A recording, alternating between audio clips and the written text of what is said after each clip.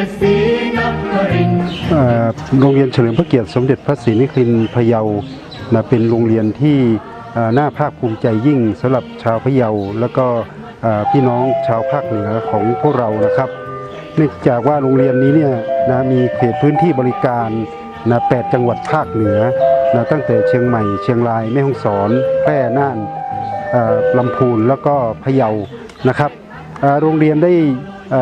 พยายามที่จะพัฒนาคุณภาพทางด้านการศึกษาสร้างความเป็นเลิศทางด้านวิชาการให้นักเรียนสามารถที่จะสื่อสารได้อย่างน้อย2 ภาษาแล้วก็ผลิตคิดงานอย่างสร้างสรรค์โดยใช้เทคโนโลยีนะครับดังนั้นโรงเรียนจึงมีผลงานที่เป็นความภาคภูมิใจของนักเรียนผู้ปกครองและก็คุณครูเป็นอย่างยิ่งนะครับโรงเรียนได้ส่งเสริมให้นักเรียนได้แสดงออกซึ่งความจงรักภักดีต่อสถาบันชาติศาสนาพระมหากษัตริย์โดยเฉพาะอย่างยิ่งเรื่องของสถาบันพระมหากษัตริย์พระบาทสมเด็จพระเจ้าอยู่หัวพระปรมินทรมหาภูมิพลอดุลยเดชบรมนาถบพิตรถือเป็นพระมหากษัตริย์ที่ทรงมีพระเมตตาต่อโรงเรียนเป็นอย่างยิ่งทรงพระราชทานนามโรงเรียนเฉลิมพระเกียรติสมเด็จพระศรีนครินทร์พะเยาและนอกจากนั้นเนี่ยโรงเรียนยังมีผลงานมากมายที่เป็นที่น่าประทับใจรางวัลที่เราภาคภูมิใจอย่างยิ่งก็คือรางวัลโล่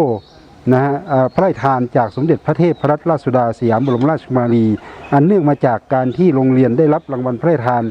3 ครั้งในรอบ10 ปีนะครับเมื่อปี2559โรงเรียนจึงได้รับพระราชทานจากสมเด็จพระเทพในครั้งที่ผ่านมานะครับและนอกจากนั้นเนี่ยยังมีผลงานอีกมากมายโรงเรียนเป็นโรงเรียนที่มีความเป็นเลิศทางด้านวิชาการเรามีผลงานการทดสอบการศึกษาขั้นพื้นฐานระดับชาติที่อยู่ในระดับต้นของเขตพื้นที่การศึกษามัธยมศึกษาเขต36นะครับแล้วก็เป็นระดับต้นของจังหวัดพะเยานะครับโดยที่โรงเรียนได้เติมเต็มศักยภาพของลูกนักเรียนในด้านวิชาการโดยใช้เวลาที่ลูกนักเรียนอยู่ร่วมกันนะครับในโรงเรียนตลอด24 ชั่วโมงเนี่ยเติมศักยภาพให้กับนักเรียนและนอกจากนั้นเนี่ยยังมีผลงานที่น่าภาคภูมิใจก็คืออย่างเช่นโรงเรียนในปีนี้เนี่ยโรงเรียนได้ส่งเสริมให้ลูกนักเรียนได้ผลิตงานอย่างสร้างสรรค์โดยการสร้างหุ่นยนต์แล้วก็ไปแข่งในระดับนานาชาติจนกระทั่งได้รับรางวัล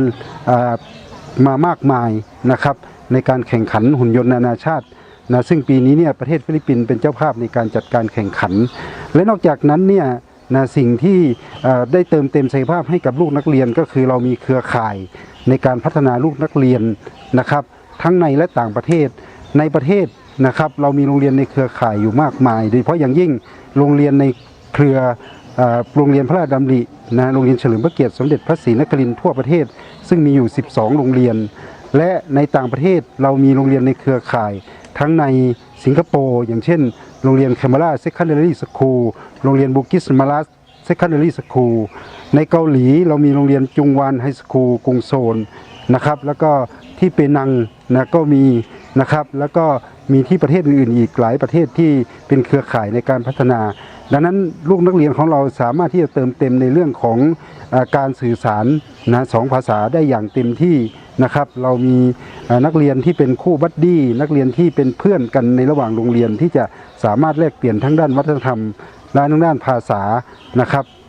จึงถือว่าเป็นโอกาสดีของลูกนักเรียนที่ได้มีการเติมเต็มศักยภาพดังนั้นในปีการศึกษาที่จะถึงนี้โรงเรียนจะเปิดรับสมัครลูกนักเรียนเข้าเรียนต่อระดับม.1 และม.4 ในช่วงเดือนกุมภาพันธ์นะครับก็อยากจะขอเชิญชวนท่านผู้ปกครองและก็ลูกนักเรียนว่าถ้าอยากให้มีลูกได้มีการดูแลอย่างใกล้ชิดโดยคุณครูตลอด24 ชั่วโมงได้ให้ลูกได้เต็มศักยภาพความสามารถโดย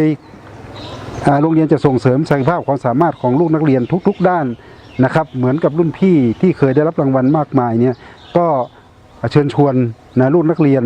นะครับเชิญชวนผู้ปกครองนำลูกนักเรียนมาเรียนที่โรงเรียนเฉลิมพระเกียรติสมเด็จพระศรีนครินทร์พะเยาและท่านจะมีความภาคภูมิใจและก็มั่นใจว่าลูกของท่านจะได้พัฒนาอย่างเต็มที่ครับ